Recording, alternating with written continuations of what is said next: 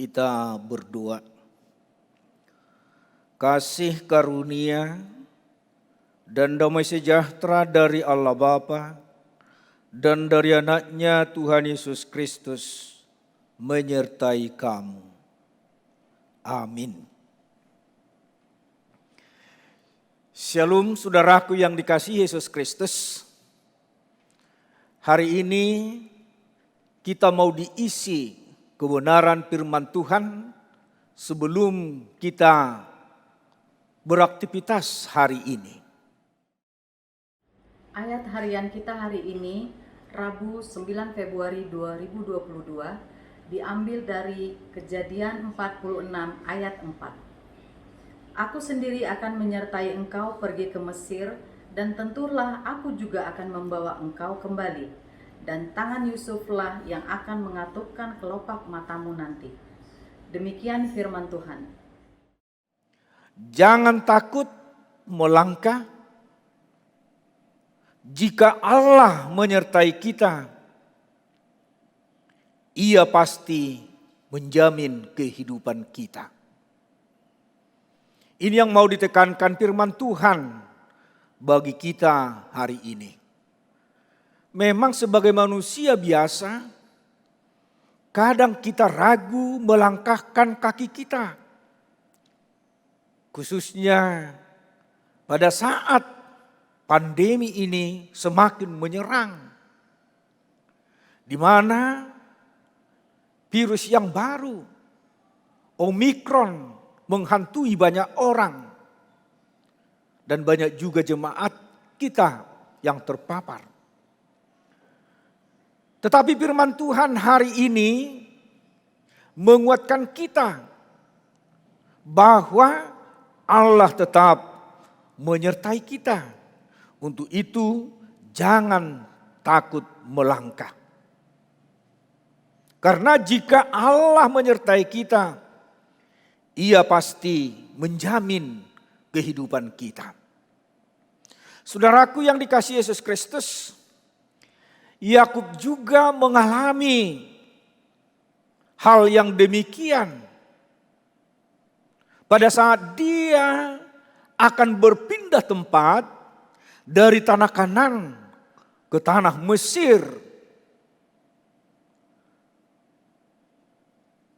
Jika kita ingat bacaan hari ini yang mengatakan, Aku sendiri akan menyertai engkau pergi ke Mesir. Dan tentulah aku juga akan membawa engkau kembali. Dan tangan Yusuflah yang akan mengatupkan kelopak matamu nanti. Setelah Yakub mendengar firman Tuhan, baru dia merasa lega. Dia memang benar-benar yakin dan percaya kepada Tuhan. Sehingga pada saat dia mempersembahkan kurban di Berseba, dia mendengar suara Tuhan ini. Dan dia tidak ragu lagi melangkah ke Mesir. Karena Tuhan sendiri yang menguatkan dia. Dan mengatakan bahwa Tuhan akan memberkati keturunannya di Mesir menjadi bangsa yang besar. Dan ini kenyataan yang dialami oleh keturunan Yakub. Mereka menjadi bangsa besar di Mesir. Kita tahu hanya 70 orang keturunan Yakub pergi ke Mesir. Dan mereka ditempatkan Yusuf di tanah Gosen.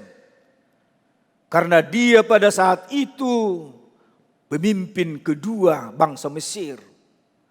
Saudaraku yang dikasihi Yesus Kristus, jika Yakub mengalami hal yang demikian, kita juga sebagai orang percaya pasti mengalami hal-hal yang demikian di sepanjang perjalanan hidup kita.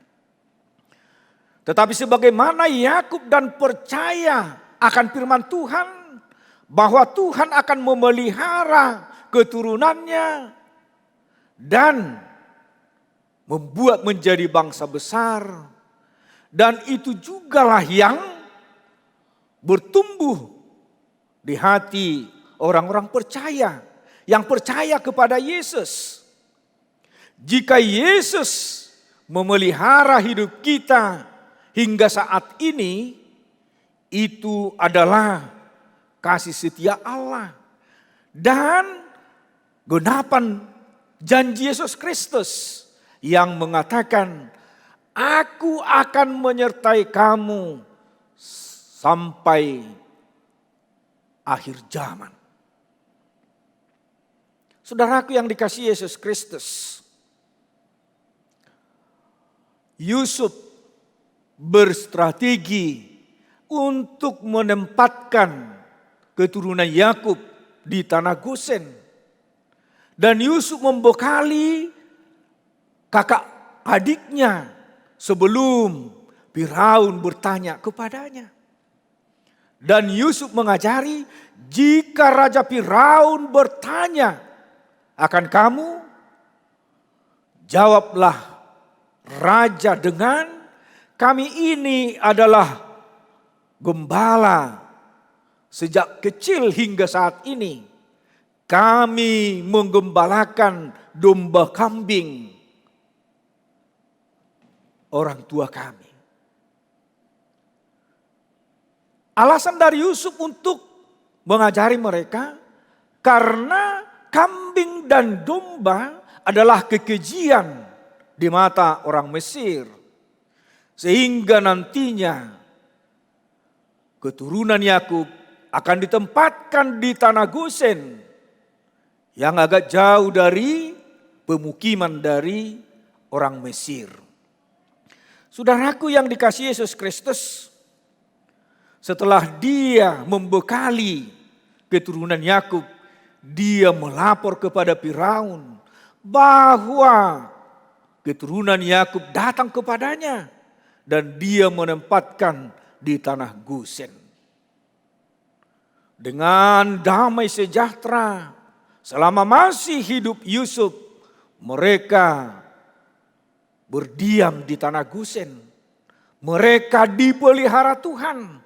Dan apa yang dikatakan Tuhan? Tuhan nyatakan bahwa mereka menjadi bangsa besar di Mesir.